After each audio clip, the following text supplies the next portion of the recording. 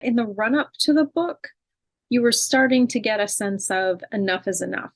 We'd seen the Oprah interview, and then there were the two installments of releases of the Harry and Meghan docuseries, and it seemed that they were covering a lot of the same ground again.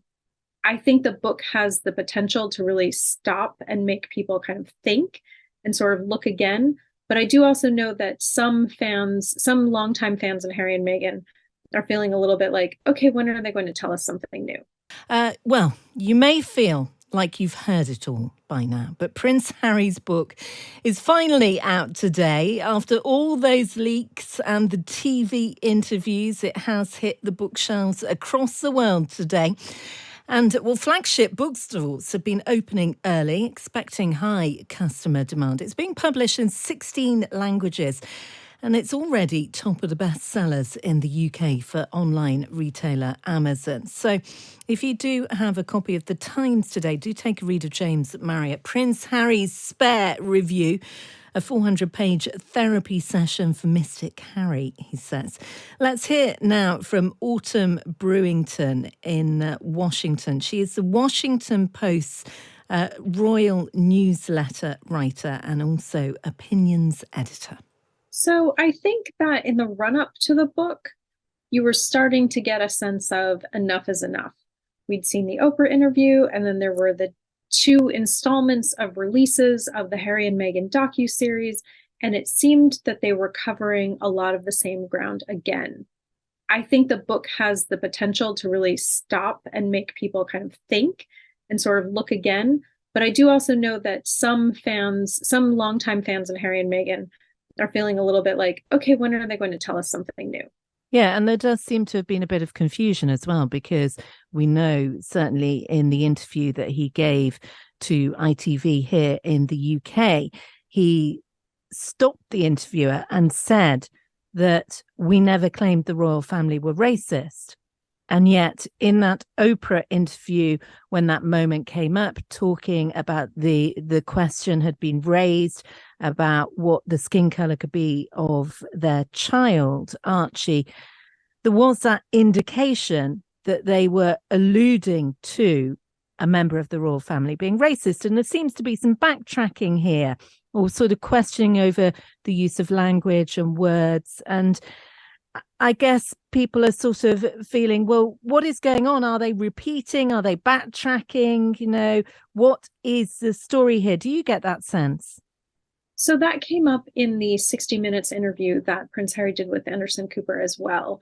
And so I think Anderson pushed on this a little bit, and Prince Harry said, you know, for one thing, I said that I wasn't going to talk about this again, which is why it's not in the book. The distinction that he tried to make in that interview was saying that, a member of his family had said they were concerned about what the baby's skin color would be, as opposed to curious. And so he was looking at the difference between sort of what's the motivation of either of those feelings, while acknowledging that, the families of many mixed race couples, obviously there's going to be conversation about and curiosity as to what might children look like. I do think there was, a lot of discussion on the internet, certainly, in the past 24 hours, over the past few days, of people going, okay, well, if they're now saying they were trying to highlight bias, unconscious bias among members of the royal family, is an unconscious bias also racism? But I thought the distinction that he was trying to make to Anderson Cooper about the difference between concern versus curiosity about the skin color, that seemed to be something that was slightly different that I hadn't heard before. Just to focus a little bit on a point that has caught my attention is obviously, here in the UK, we grow up with the culture of the royal family, them being there, them being part of our history here. But it would seem to me that Prince Harry has very much moved away from that side of things and has become ingratiated, as it were, in Hollywood celebrity. Do you think in America that people do differentiate between the two, or is a bit of a merger between, the celebrity of being royal, being a member of the royal family, and that version of celebrity that is seen in Hollywood? I think you're asking a great question, because I would say no, most Americans do not see a distinction between celebrity and royalty. To Americans, royalty is another form of celebrity. And one thing that I thought was really interesting, at the end of his Good Morning America interview, Prince Harry was asked, or at least was edited, so we heard it as the end, do you believe that there's a role for the monarchy in the 21st century? Do you believe in the monarchy? And he said yes.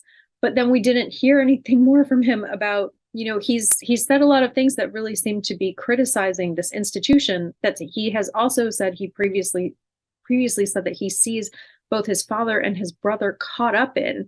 And yet he's still saying he believes in this institution, but he's not telling us why. He is very much acting like someone who is happy to criticize and tear down the institution, although he does say he's doing it in service of getting his family back. There are clearly tensions here, and so one can see, and I think it's also really good that he acknowledged he expects this is not something that's sort of going to change in the near future. He gets that, he's effectively throwing bombs. So when, there's fallout from that, he seems to be prepared for that. Whether he is, we'll find out, but he acknowledges that he's really criticizing the institution that his family represents. That was Autumn Brewington. She is from the Washington Post. She writes a royal newsletter and is opinions editor. Do get in